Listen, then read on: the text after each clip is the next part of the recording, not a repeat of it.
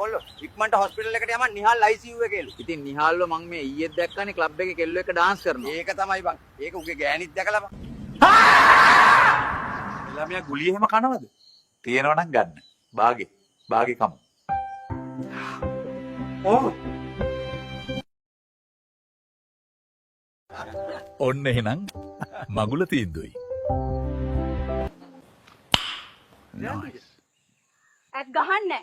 ඇත්ත කියපන් සිල් ගන්නවා කියලා කොහෙද මෙච්චර වෙලා හිටියේ? මට බෑ. ඔයා ගහනවා.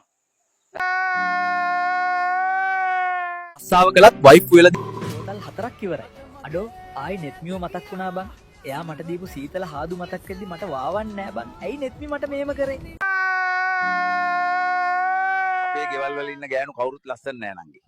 ඒත් මං ආසම ගෑණි ඉන්නේ අපේ ගෙදර. ඒ කවුද? ඒ මං පාර දැකපු ගෑණි.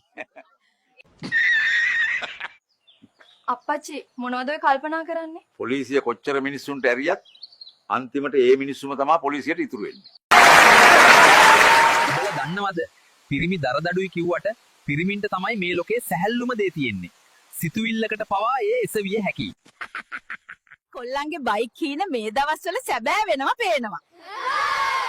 ගත්තා වගේම පරිස්සමට පැදපන් කොල්ලනේ. දුම රස්නියක් බං කොළඹ තියෙන්නේ. මම මේ ගුලියක් කාලා ඇල්ලේ ආව. Nice. Oh my god! ඔබට බදින්න එහෙම අදහසක් නැද්ද බන්? නෑ බන්. මම මහලු නිවසේකට අපොයින්ට්මන්ට් එකක් දාලා තින්නේ.